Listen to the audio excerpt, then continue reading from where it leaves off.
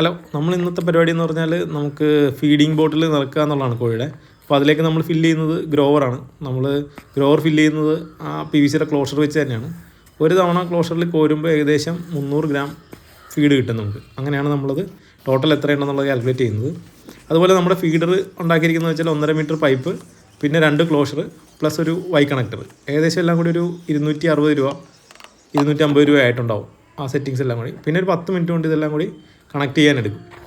ഇതിൽ കുറച്ച് feed waste ആകുന്നുണ്ടായിരുന്നു. അപ്പോൾ അത് വേസ്റ്റ് ആകുന്നത് എങ്ങനെയാണെന്ന് വെച്ചാൽ കോഴി അതിൻ്റെ അകത്ത് കൊത്തിയിട്ട് അത് കഴുത്ത് വെച്ച് ഇങ്ങനെ വലിച്ച് പുറത്തോട്ട് ഇടുന്നതായിരുന്നു. അപ്പോൾ നമ്മളെന്ത് ചെയ്യുന്നത് വെച്ചാൽ ആലോചിച്ചപ്പോൾ ഒരു ബ്ലോക്കിംഗ് സിസ്റ്റം കൊണ്ടുവന്ന പണി നടക്കുമെന്നുള്ളതുകൊണ്ട് കൂടുണ്ടാക്കിയ ഒരു മെഷ് അത് കട്ട് ചെയ്ത് അതിൻ്റെ സൈസിൽ കട്ട് ചെയ്ത് അതിൻ്റെ അകത്തോട്ട് വെച്ചിരിക്കുകയാണ് ഇപ്പോൾ.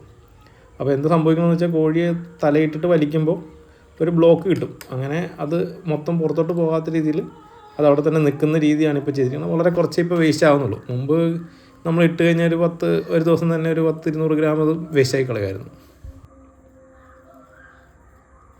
അപ്പോൾ ഇത്രയൊക്കെ ഉള്ളൂ. അടുത്ത വീഡിയോയിൽ കാണാം.